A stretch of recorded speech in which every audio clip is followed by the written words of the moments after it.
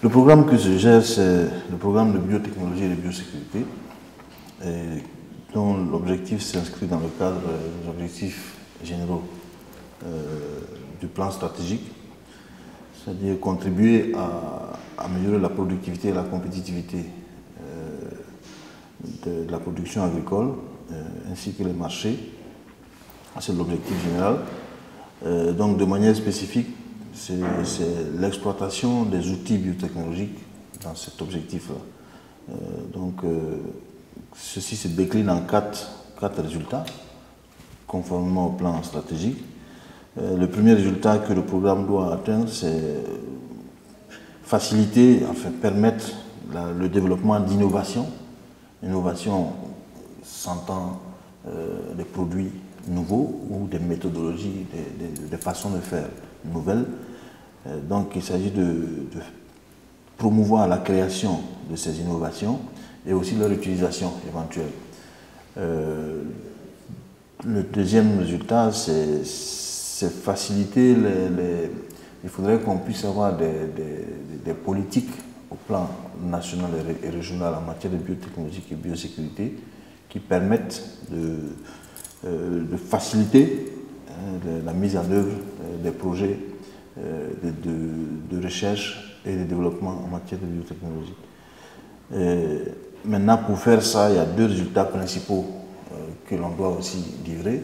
C'est celui qui consiste à renforcer les capacités des pays et à organiser leur collaboration à travers donc, les projets régionaux, etc. Et aussi à faire le plaidoyer. Mais il faut aussi gérer les connaissances en matière de biotechnologie et de biosécurité. Donc voilà globalement autour de quoi le programme est structuré. Donc il s'aligne totalement sur le plan stratégique actuel du CORAF. Maintenant, pour mettre en œuvre ce programme, depuis 2007, il y a environ une douzaine de projets qui ont été développés, mis en œuvre. Certains sont terminés, certains sont en train d'être terminés. On a des projets sur le riz, le développement de variétés résistantes de riz, des variétés qui résistent à la panachure jaune, qui est une maladie virale du riz, qu'on est en train de mettre en œuvre dans 7 pays d'Afrique de l'Ouest.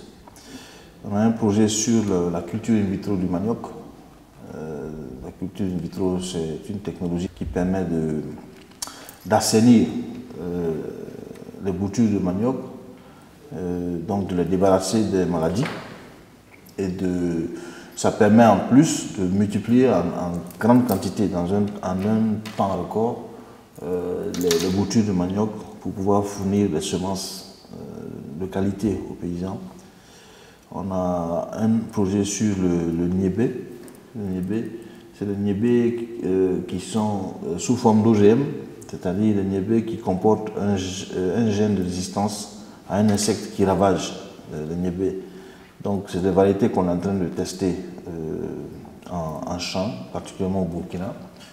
Mais dans ce projet, il y a d'autres pays qui apprennent à côté du Burkina, comme le Mali et le Togo. Alors, il y a un projet sur le plan d'action de la CEDEAO, dont j'ai une copie devant moi, qui est un plan beaucoup plus ambitieux et qui en réalité pourrait couvrir tous les autres projets et qui comporte dans un premier temps sur le développement des outils de biotechnologie, donc c'est les produits, favoriser l'utilisation des produits. Dans un deuxième temps, développer une approche régionale à la biosécurité.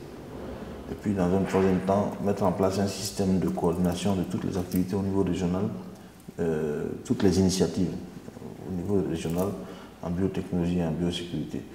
Bon, ça c'est beaucoup plus, c'est un projet qui a un caractère plus institutionnel.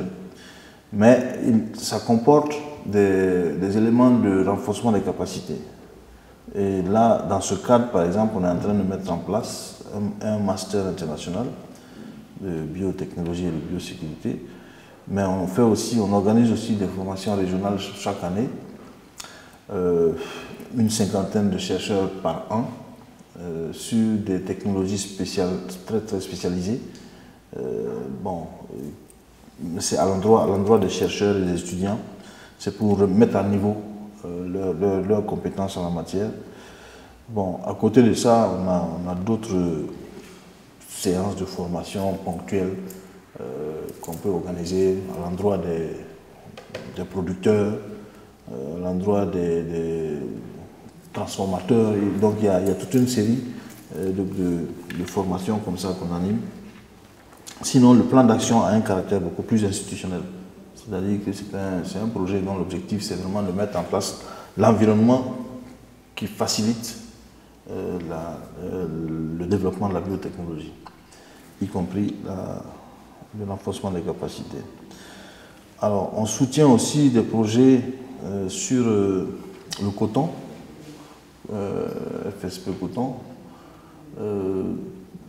Là aussi, il y a une grande composante renforcement des capacités sur l'exploitation du coton OGM. Mais il y a aussi une composante de mise en place d'une plateforme de recherche qui implique des universitaires qui sont impliqués dans la recherche en biosécurité. Et donc, une plateforme qui leur permet d'échanger leur point de vue, les méthodes, etc.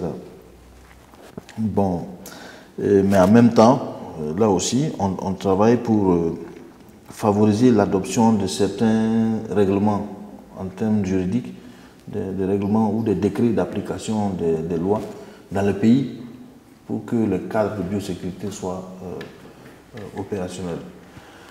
Il y a quel autre projet? Il y a un projet sur le sorgho biofortifié. Bon, ça c'est un projet qu'on soutient. Il n'émane pas directement de nous-mêmes, mais on favorise sa mise en œuvre, mais qui se passe précisément au Burkina Faso, mais comme ça a un caractère de, comme disent les anglophones, de spillover, ça peut intéresser les autres pays, donc on soutient ce projet-là. Il s'agit de développer des variétés qui ont des capacités, en fait, qui ont un taux d'acide aminé, un taux de zinc, un certain nombre d'oligo-éléments qui sont améliorés dans le sorgho. Ah oui, moi il y a beaucoup de résultats. Et déjà, je vous ai parlé tout à l'heure d'un master qu'on a développé. Ce master il sera lancé cette année. Et vraiment on attend à ce que ce master puisse nous permettre de former au minimum une centaine d'étudiants dans les 5 ans à venir. Donc c'est déjà des résultats palpables. Mais aussi au niveau... dans chaque projet a ses caractéristiques propres. Chaque projet livre des résultats précis.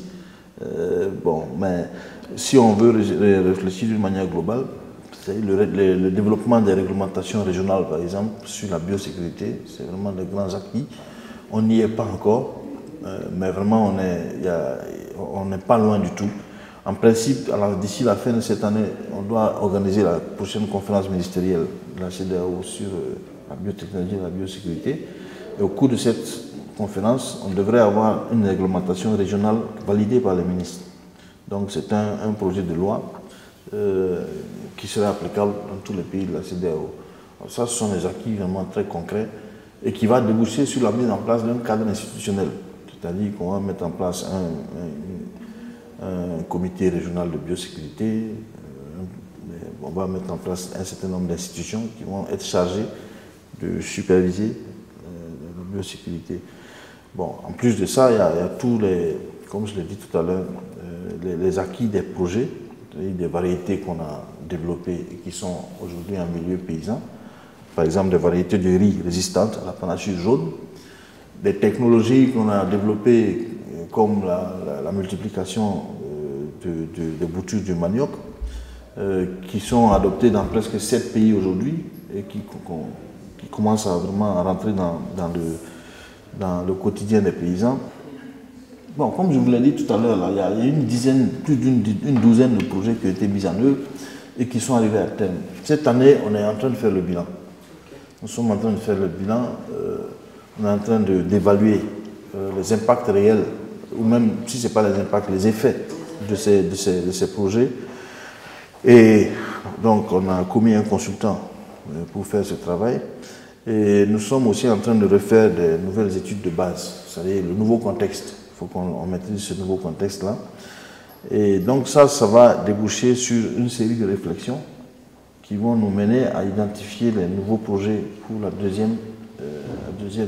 deuxième plan opérationnel.